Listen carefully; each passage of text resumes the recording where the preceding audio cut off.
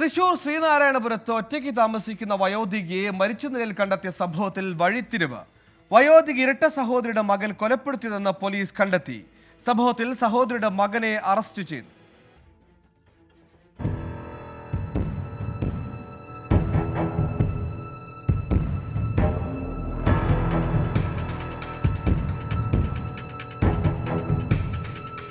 പടിഞ്ഞാറെ വെമ്പല്ലൂരിൽ കുടിലിങ്ങൽ ബസാർ ഏറാട്ട് വീട്ടിൽ 67 വയസ്സുള്ള തങ്കമണി മരിച്ച സംഭവത്തിലാണ് വഴിത്തിരിവ്.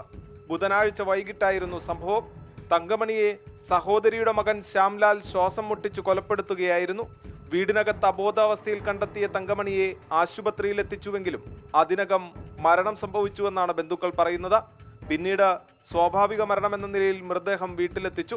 ഇതിനിടെ മരണത്തിൽ ദുരൂഹതയുണ്ടെന്ന് നാട്ടുകാരിൽ ചിലർ പോലീസിന് വിവരമറിയിക്കുകയായിരുന്നു.